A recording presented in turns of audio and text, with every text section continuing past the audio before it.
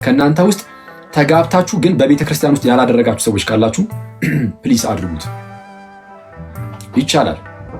ተጋብታችሁ እየኖራችሁ ከሆነ ራሱ አሁን ማለት ነው ኢቨን ልጆች ራሱ ቢኖራችሁ ብዙ ዓመት የኖራችሁ ብትሆኑ እድሜያችሁ የሄደ ቢሆን እናንተ ራሳችሁ ዝም ብላችሁ ከንስሐ አባታችሁ ጋር ተነጋገሩ፣ ንስሐ ገቡ ምናምን።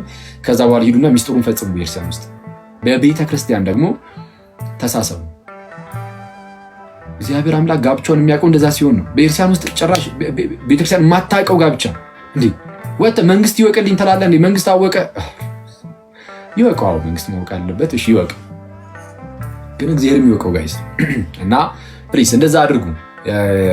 የተጋባችሁ ሰዎች ምናምን ኢቭን ልጆች ራሱ ቢኖራችሁ ብያለሁ። የሌላችሁ ምንም የሚያስፈራ ነገር የለው። እንደው በጣም ደስ ይላል እንዴ በመካከላችሁ ክርስቶስን ልታደርጉት ነው። ይህንን የሚጠላለ እንዴ?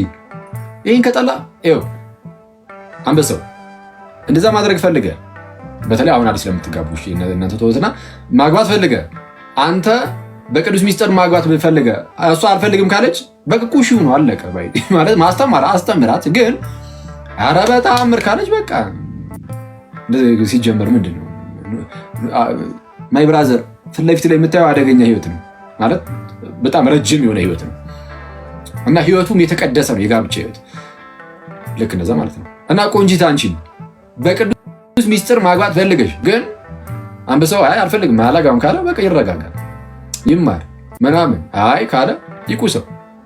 ስለዚህ ያለ ቅዱስ ሚስጥር ጋብቻ የሚባል ነገር በፍጹም አይታሰብም፣ ራሱ አይታሰብም። ሼም ክርስቶስን ሼም ነው።